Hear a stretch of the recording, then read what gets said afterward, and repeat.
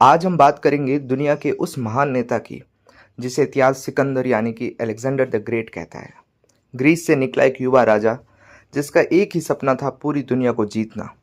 Syria, मिस्र, Mesopotamia और विशाल फारसी साम्राज्य को घुटने पर लाने वाला सिकंदर अजय सेना भारत की तरफ लेके भारत की सीमा पर खड़ी हो गई। लेकिन दुनिया को जीतने वाले सिकंदर का घमंड भारत की वीर भूमि पर आकर कैसे टूटा, आज इस वीडियो के अंदर हम जानेंगे। साल था 326 ईसा पूर्व, जब सिकंदर ने सिंधु नदी पार कर भारत की धरती पर कदम रखा तो उसका सामना पंजाब के शूरवीर राजा पोरस के साथ हुआ।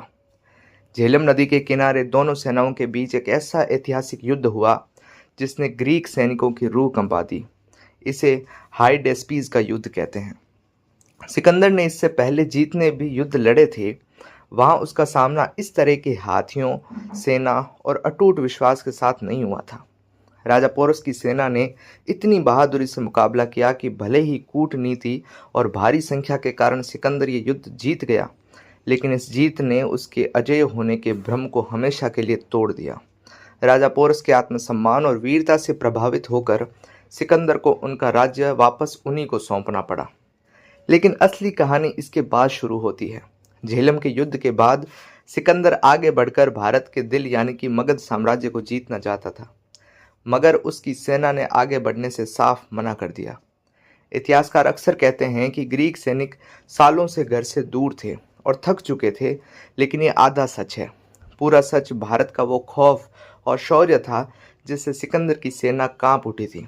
उन्हें पता था कि आगे उनका सामना विशाल और शक्तिशाली नंद साम्राज्य से होने वाला है। नंद के पास 2 लाख से ज्यादा पैदल सैनिक, 80,000 घुड़सवार, 8,000 रथ और सबसे खतरनाक 6,000 लड़ाकू हाथियों की विशाल सेना तैयार खड़ी थी।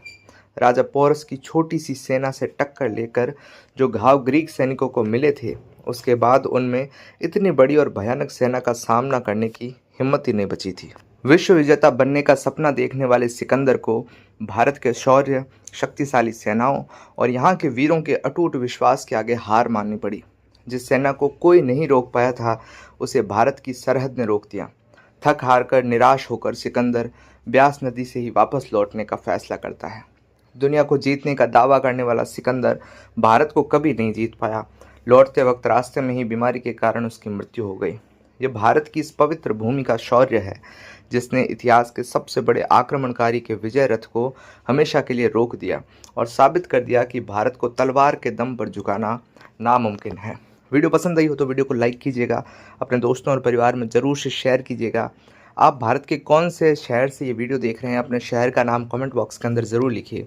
आने वाली वीडियोज़ को सबसे पहले देखते रहने के लिए चैनल को सब्सक्राइब कर लीजिए।